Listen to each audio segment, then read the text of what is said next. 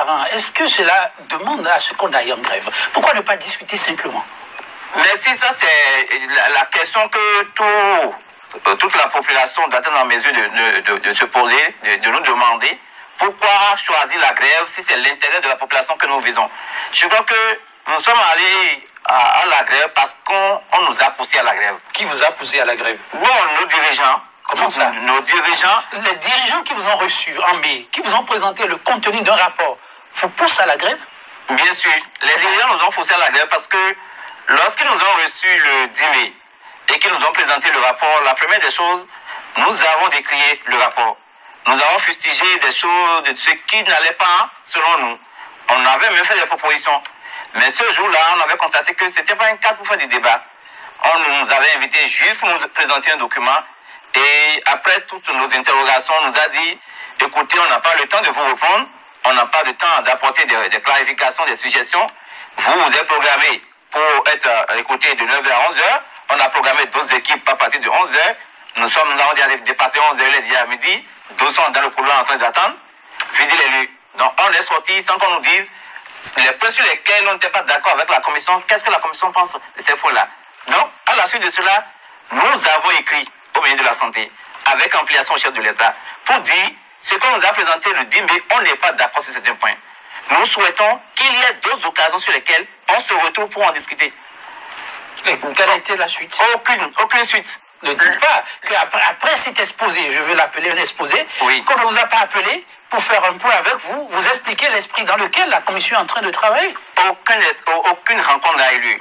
Le syndicat chez l'intersyndical ont adressé au ministre de la Santé le 23 mai, plus précisément, un ultimatum. Nous avons dit, nous donnons 2 semaines au gouvernement pour qu'on nous dise ce qu'on veut faire réellement. Parce qu'aujourd'hui, lorsqu'on parle même de réforme, nous avons dit, on nous a présenté la synthèse. Nous n'avons pas le document global qui retrace tout ce qu'on veut faire comme réforme. Nous ne sommes pas associés. Vous êtes les premiers concernés. Ne dites pas que jusqu'à l'heure où on nous parle, on était en mai. Ensuite, le Conseil des ministres a parlé d'adoption du contenu du rapport. Et on va vers le mois de septembre, sinon qu'on y est déjà. Ne dites pas que vous n'avez pas eu connaissance du contenu de ce rapport. Jusqu'à cette date, nous n'avons pas copié du rapport. Vous n'avez pas copié? Nous n'avons pas vu le rapport. Nous ne connaissons pas l'intégralité de ce qui est écrit dans le rapport. Tout ce que nous faisons comme débat aujourd'hui est basé sur la synthèse qu'on nous a présentée le 10 mai. Et nous disons que c'est sûr que dans le rapport, il y a d'autres choses qu'on nous cache.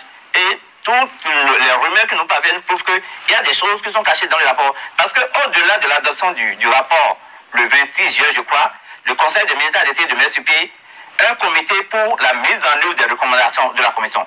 Alors, nous ne connaissons pas ce que la Commission a décidé. Il y a déjà des gens pour mettre en œuvre. Nous disons, informez-nous de ce que vous avez décidé. Dites-nous, nous allons apprécier. Vous n'êtes pas peut-être les seuls intelligents. La commission, c'était 13 ou 14 personnes. Et au départ même, on avait décrié la composition de cette commission parce qu'on est allé nous chercher des gens qui, à notre avis, ne maîtrisent pas le système. Les gens sont restés à Cotonou pendant 30 ans. D'autres sont même restés à l'étranger.